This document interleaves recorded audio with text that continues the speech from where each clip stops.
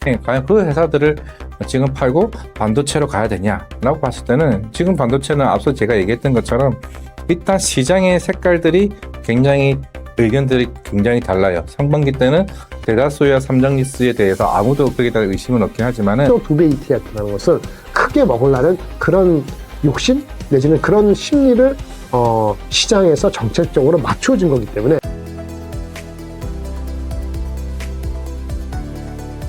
매주 화요일 저녁 8시에 진행되는 무료 특강 아래의 링크에서 신청하세요. 이번 주 시장 전망은 어떻게 보십니까? 그렇죠. 자, 지난 7월 1일부터 사실 우리나라 시장이 굉장히 좀 변동성이 더 확대되는 모습을 좀 보여왔습니다. 왜냐하면은 7월 첫날 때부터 그때 코스닥 제약바이오 쪽이 20% 이상 이제 넘게 오르면서 오히려 이제 코스피와 이제 그 코스닥의 수급의 그런 순환매나 아니면 수급의 쏠림들이 좀 풀어져가는 쪽 과정이나 좀 볼 수가 있을 것 같았거든요. 물론 이제 코스닥 30주년 행사도 있었고 그동안 이제 메타와 관련된 CSP, 이제 클라우드 이제 데이터 센터와 관련된 여러 가지 좀 이슈가 노이즈가 나오게 되면서 특히 삼성전자 하이닉스 쪽에 대한 변동성이 좀 굉장히 컸더라면 뭐 이번 주 시장은 내일 삼성전자 잠정 실적 발표를 앞두고 있음에도 불구하고 사실 오늘 조금 이제 그렇게까지는 수급적인 요인이 좀 꼬이는 모습을 아직까지는 좀 보여주고 있는 것 같습니다.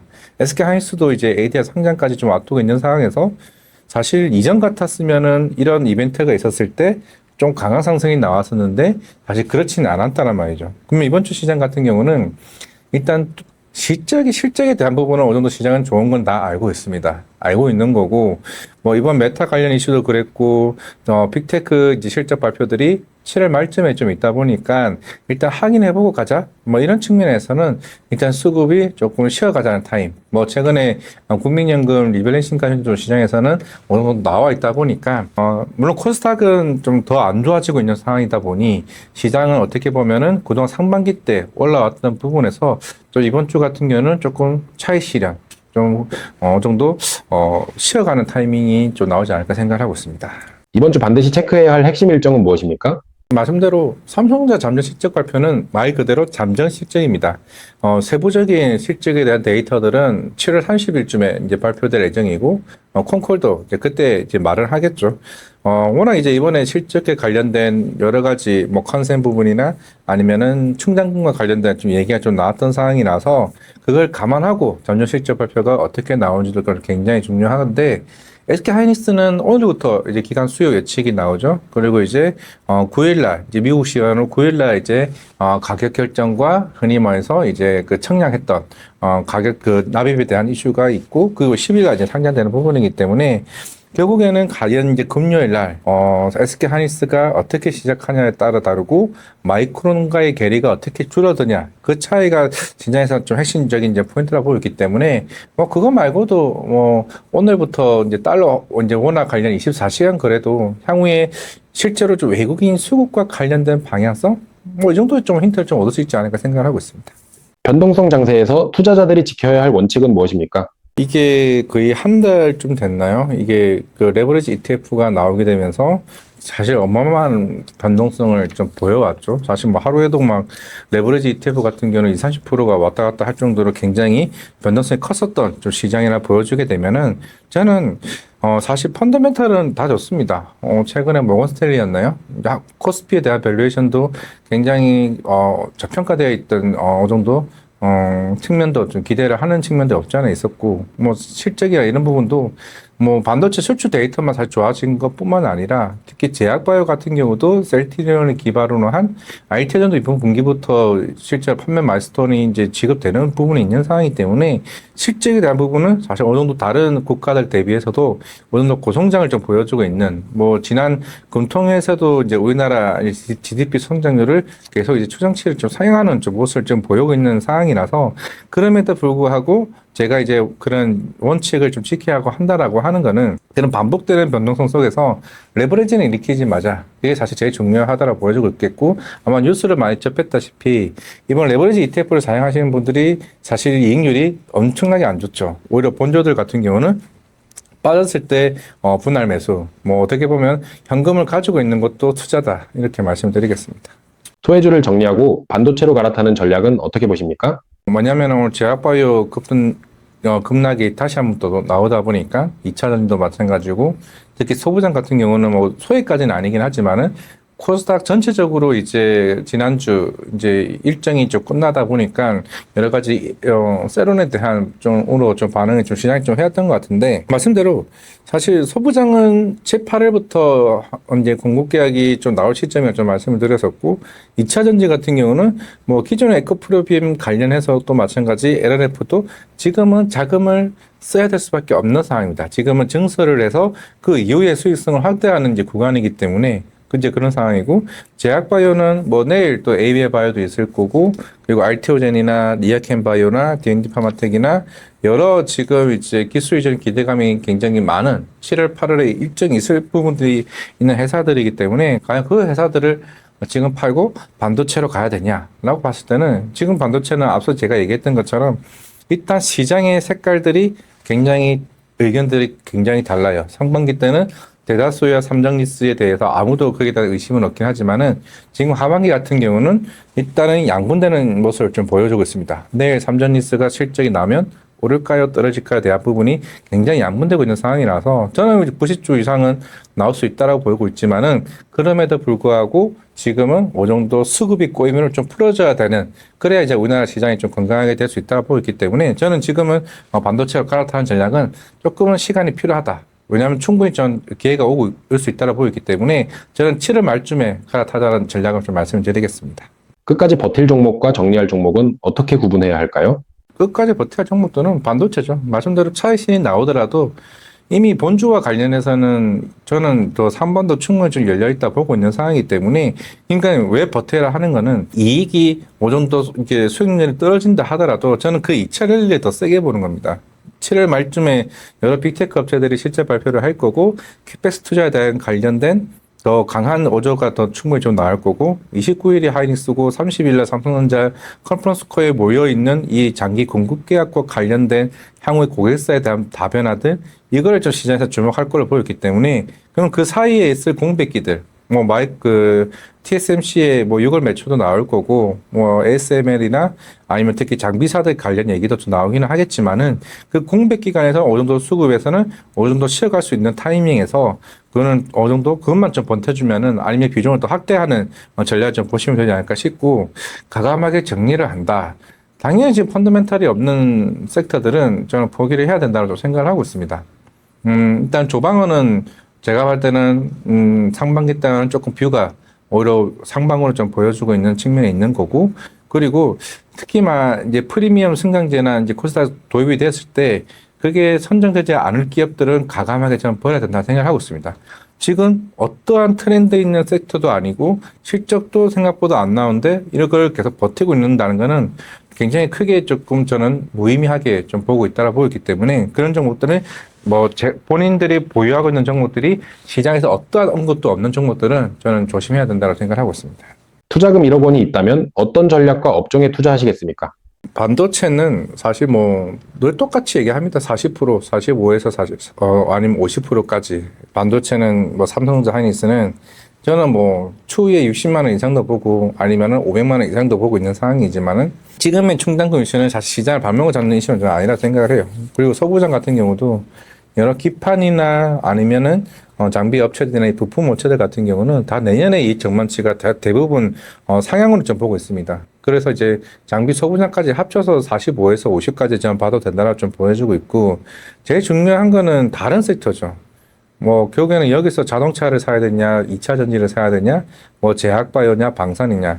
방산과 조선은 여기서 조금 비중을 좀 늘려봐도 된다고 보고 있는데, 내일 새벽 5시 전후로 얘기하는 것 같습니다. 하나오션, 캐나다 잠수는 얘기는 있긴 하지만은, 조선주들은 일단은 영업이익률이 대부분이 15%이면 다 넘을 거예요. 2분기 실적이. 제가 이거 7월 24일이 삼성중공업이 실적 발표 시작으로 하나오션이나 나올 텐데, 실적은 무난하게 나와요. 그러면 그 이후에 수주에 대한 부분이 중요하고 오늘 그 한국투자증권 강경태 NLA 연구원이 실제로 잠수정을 이번에 낙찰이 되었을 때 향후의 밸류에이션에 대한 전망치를 했는데 2040년까지 매년 1조 이상의 매출이 자동으로 찍힌다고 얘기를 했죠. 그게 이제 현대중공업과 하나오션의 밸류를 적용했을 때 지금 주가보다 40% 업사이드가 나온다라고 얘기를 했습니다.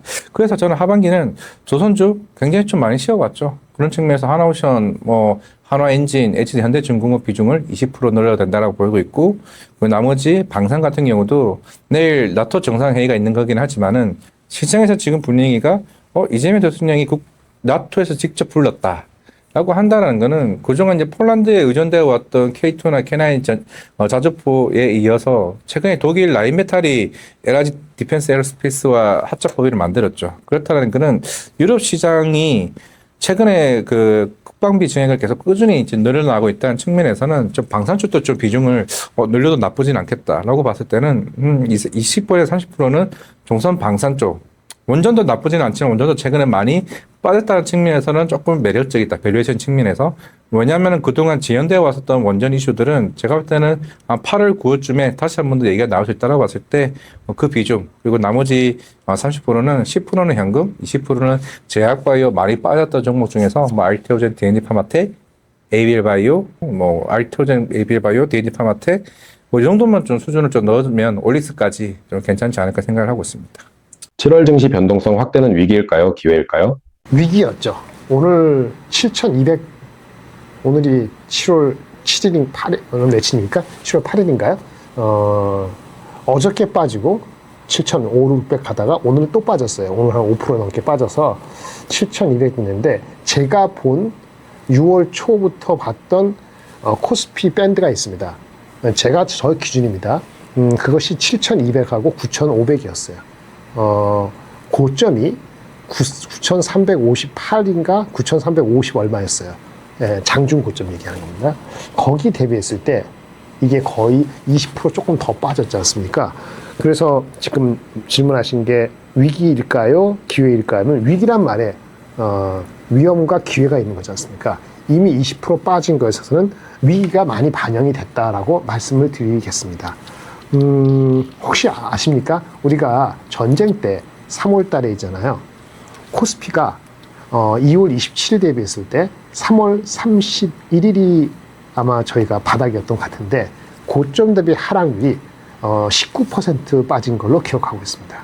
19%. 그런데 어저께 오늘 녹화하기 전날 나중에 그 우리 편집해 주신 분이 해주셨는데 오늘 녹화하기 전날 18.5%가 빠졌어요. 그러네. 그럼 지정학적 위기가 최고조로 있었던 3월 말에 고점대에 빠진 그 하락률하고 녹화하기 전날 빠진 하락률하고 거의 19% 비슷하네. 근데 오늘 왜 빠졌을까?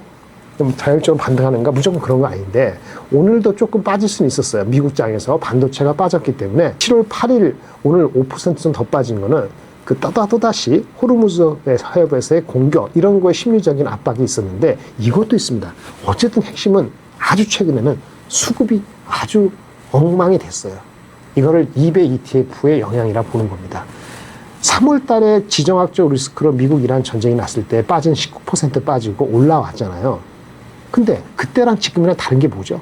그때는 지정학적 리스크 전쟁이었어요. 어떻게 보면 외부 변수 중에서 그것만 해결되면 해결될 수도 있고 그런 거였죠. 지금은 빅테크들의 뭔가 노이즈, 뭔가 반도체를 너무 비싸서 그 다음에 쟤네들이 펀딩을 못할 수도 있고 여러 여건, 반도체에 대해서 안 좋게 생각하는 거죠. 불편하고 이런 여파들 여러 가지 게 있기 때문에 여러 가지 다 말씀드리기는 어렵지만 하여튼 반도체 가격 오른 거에 대한 불편한 거 그런 그 콜들이 그래서 빅테크로 가라 메모리 팔고 이런 콜들도 외국에서 나오잖아요. 이런 기본적인 게 지정학적 요인보다 어떻게 보면 더 심각할 소지가 있는 거죠. 근데 그것만 가지고도 주가가 더 빠진다고 볼 수는 없는데 대한민국이 3월달보다 5월달, 6월달에 올라갈 때 큰 역할을 했던 올라갈 때 커졌던 게 뭐죠? 2배 ETF예요. 2배 ETF가 3월달에 없었잖아요. 이번 달은 지난달까지 있었단 말입니다. 그게 올라갈 때 추정하고 내려갈 때 또 추정하기 때문에 하락할 때 더 하락합니다. 한마디로 2배 ETF로 인한 수급의 악화가 심리하고 겹쳐서 내려갔다. 이렇게 말씀을 드려서 그러면 거꾸로 그럼 그렇게 빠져서 얼마까지 빠질 수 있냐 했을 때 과거에 말이죠. 3월 달에 미국에 상장되는 대한민국을 추정하는 ETF가 EWY라고 있습니다. 블랙락이 운영하는 EWY 블랙락 그 ETF가요. 고점에서 빠질 때 23% 빠지고 반등했어요. 23% 기억하세요? 23%면은 우리가 최근에 코스피가 6월 달 중에 고점일 때 대비 9,350 매칭가 갔을 때 그거 곱하기 0.77배를 하면 그게 7,200 몇십이 나옵니다. 그 7,200 몇십이 오늘 거의 종가하고 같은 거지요. 그래서 ETF를 감안하더라도 심리적으로 많은 것들이 상당히 반영됐기 때문에 좀 지나가서 보면은 그렇다고 이게 거기 갔다고 해서 23% 빠졌다 해서 바로 반등이 V자 반등을 한다거나 그거를 개런티할 수는 없어요. U자가 될 수도 있고 시간이 더 걸릴 수도 있고 한 번 더 올라가다가 페이크처럼 내려갈 수도 있어요. 하지만 조금 길게 보면은 아마도 지금은 저점에서 공포에서 파는 게 아니고 오히려 용기를 낼 수 있었으면 좋겠다라는 얘기입니다. 그런 기회였다는 거죠. 근데 기회를 잡았을까 못 잡았을까 보면은 보통은 그렇게 빠질 때 현금이 없어요. 그렇습니다. 그래서 현금을 평상시에 갖고 있는 거 오늘도 말씀드리겠는데 항상 30% 정도는 그렇죠. 30%는 그냥 기본적으로 가져간다는 생각이 있어야지 오늘같이 극단적으로 빠졌을 때 용기를 낼 수 있다. 이렇게 말씀을 드리겠습니다. 삼성전자 실적 발표 후 급락은 매수 기회로 볼 수 있을까요? 그 삼성전자가 역대급 거의 90조, 실적 89조 4천억을 발표했습니다. 그리고 오늘 7월 8일 날 아침에 나와보니까 증권사가 다 자기 업데이트를 했더라고요. 제가 대충 얘기 봤는데 3분기 실적 그리고 4분기까지 합한 27년도 토탈 전반적인 영업이익이 당초 예상보다 더 높아졌어요. 3분기 이익은 낮은 것이 110조, 보통은 120 몇 조 돼. 그리고 아까 89조, 120 얼마, 그냥 4분기도 올라가서 전체적으로는 거의 300조 후반, 거의 400조 가까이 되는 것이 새로운 컨센서스화 되어 있습니다. 그 실적에 대한 전망은 좋아진 거예요. 그리고 내년 실적, 올해가 400조 가까이인데 내년 실적에 대해서는 그 애널리스트 말을 믿어도 안 된다는 게 아니고 지금의 분위기가 그렇다는 거죠. 보통 500조는 넘는 것 같고 500 중반까지도 그러니까 올해보다 한 40% 정도 또는 30% 이상, 30% 이상 성장하는 것이 컨센서스인 것 같습니다. 그러면 주가는 왜 이 모양일 거리냐? 그 중에서 나쁜 콜이 두 군데 나왔습니다. 안 좋은 콜이. 국내에서는요, 목표 주가 하향이 오래간만에 나왔어요. 전부 다 50만 원, 55만 원 같지만 어느 증권사인지 제가 뭐 굳이 얘기 안 하는데 K증권사는 좀 낮춰서 39만 원, 36만 원, 하여튼 40만 원 안 되는 목표 주가로 하향을 했습니다. 그런데 거기에 목표 주가 하향 게 중요한 게 아니고 왜 하향했느냐? 반도체 가격이 4분기부터 빠진다고 봤어요.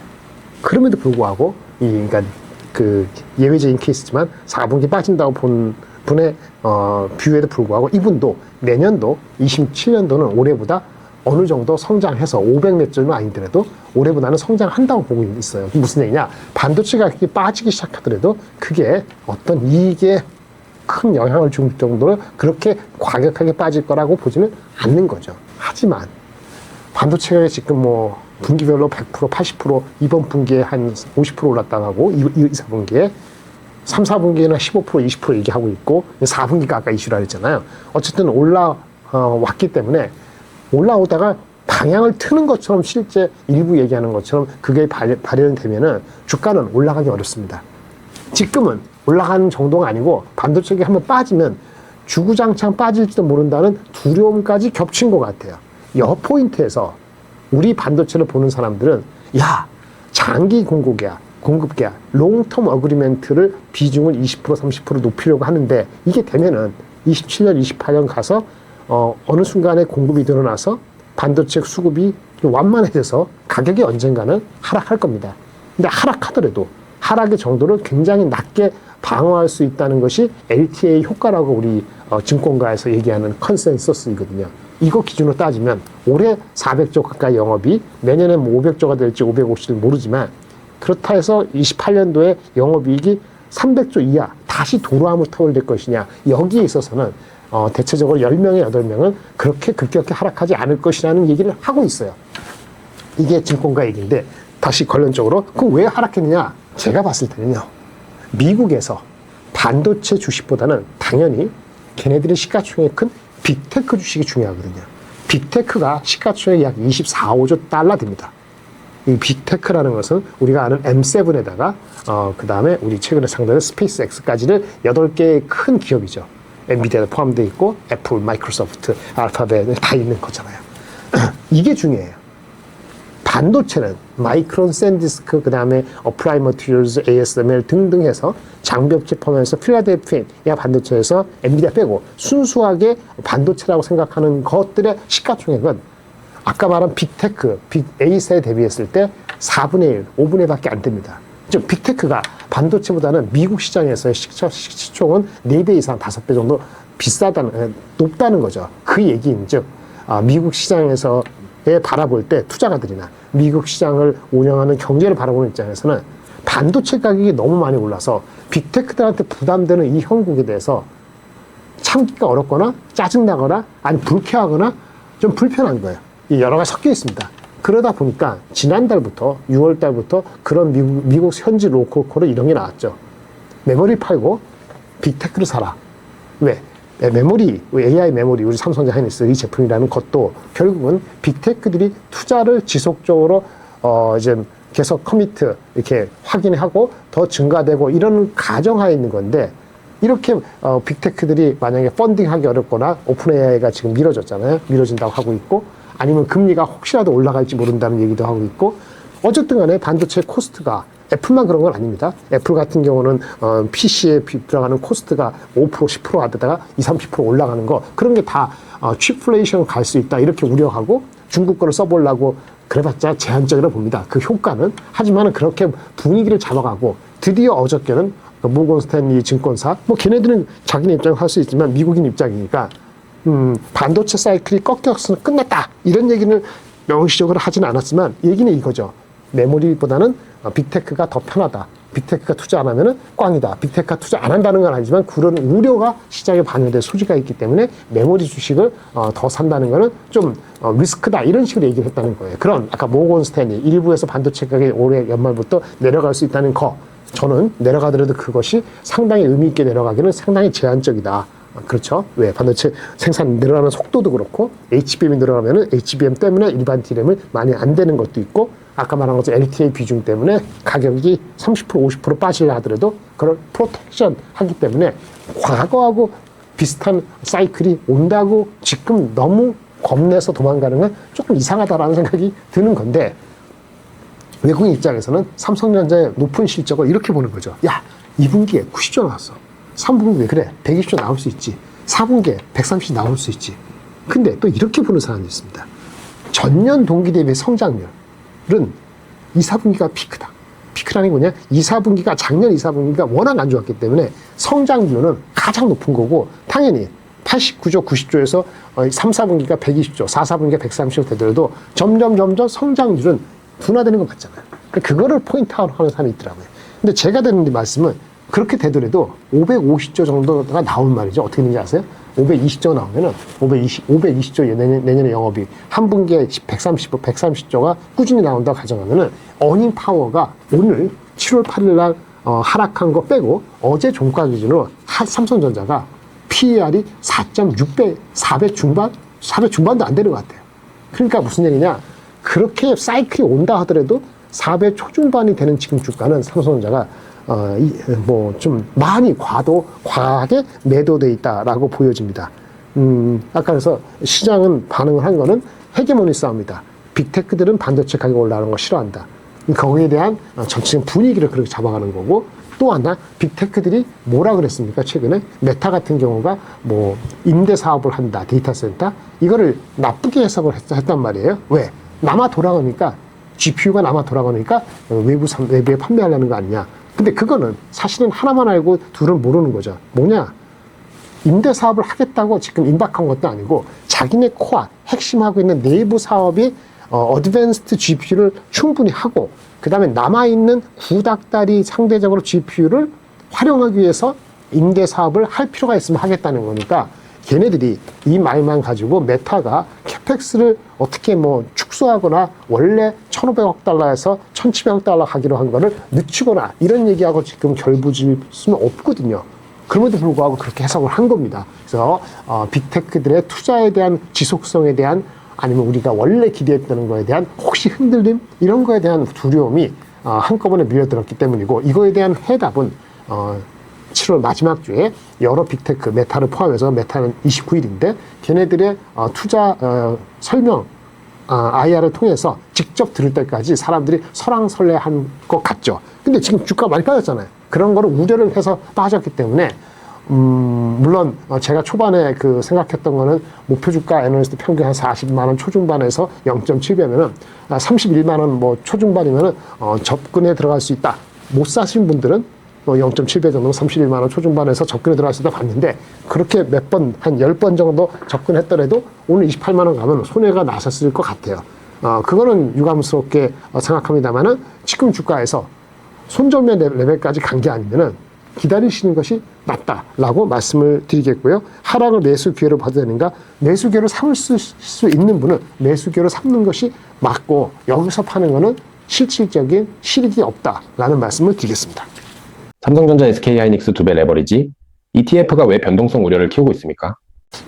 일단요, 그러니까 레버리지 ETF는 우리만에 있는 건 아닙니다. 근데 문제는 삼성과 하이닉스의 이 2배 ETF의 규모 있잖아요.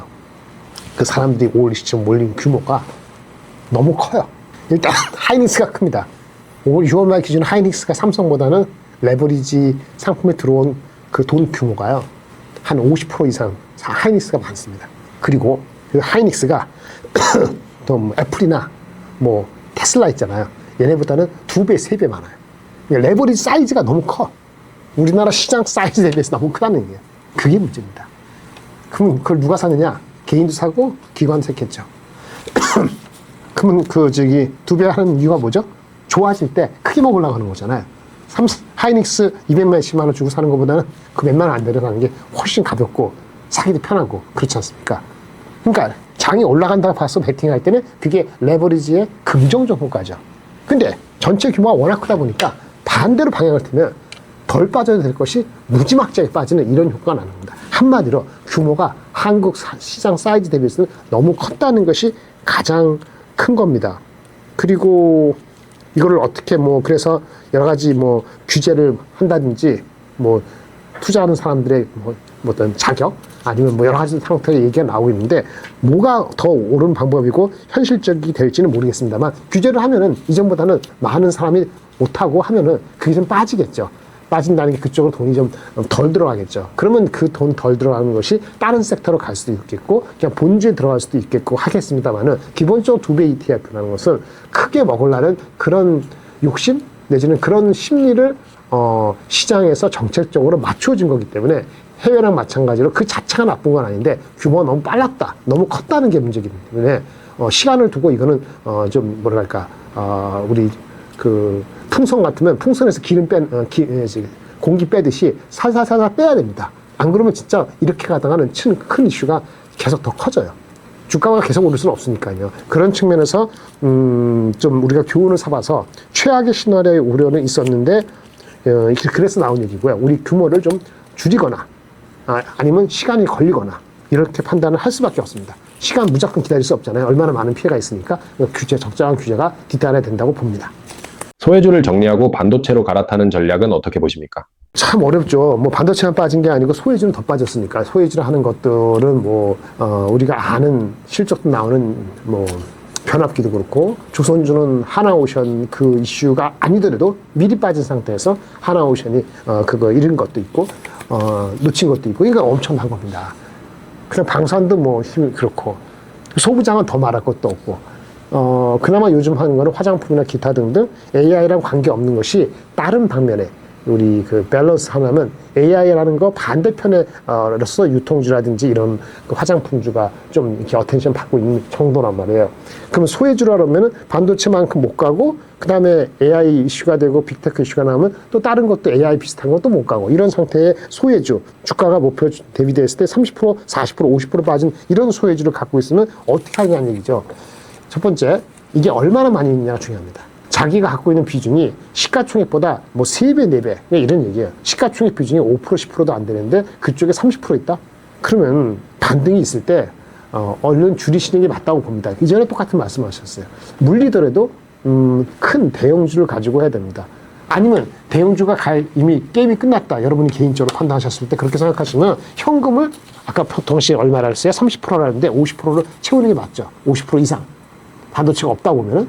제가 봤을 때는 소외주는 올라올 때 올라오지 않으면 어떡하냐? 올라오지 않는데 다른 섹터가 간다? 그럼 다른 섹터로 갈아타는 것이 맞다고 본다는 것이 기본적인 입장입니다.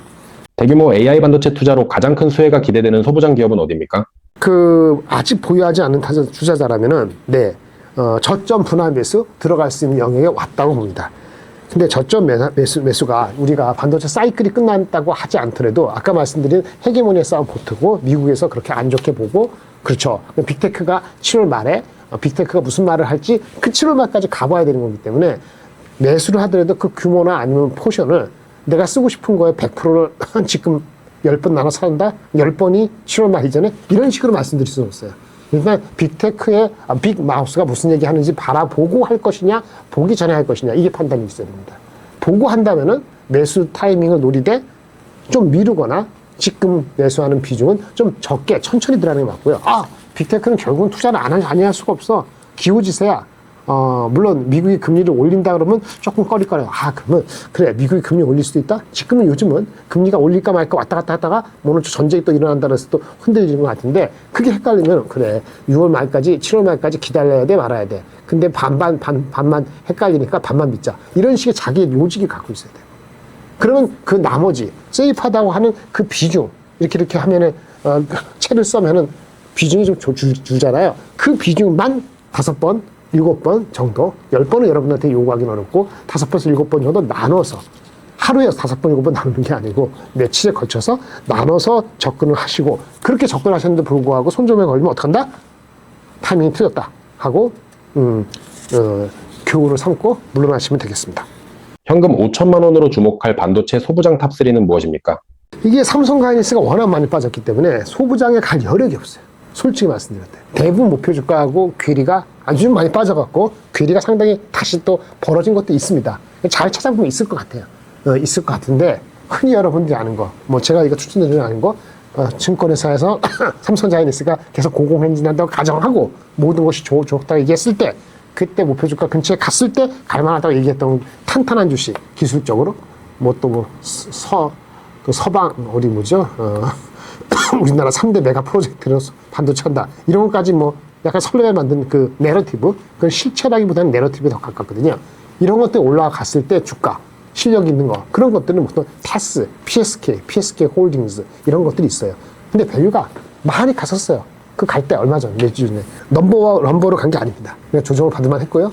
삼성 하이닉스가 붕괴 직전까지 가는데 그런 주식들이 무슨 수로 밸류가 20배, 30배인데 어떻게 버티겠습니까? 내려가는 게 맞죠. 탑3 시장이 안정되고 나서 시장에 가면은 삼성과 하이닉스가 안정되고 나서 다시 보는 것이 필요할 것 같고요. 제가 앞전에 말씀드린 그런 종목들이 기술력으로는 안정된다. 밸류에이션은 아직 모르겠다. 싸졌는데 삼성 하이닉스 싸졌기 때문에 이렇게 말씀드리겠습니다.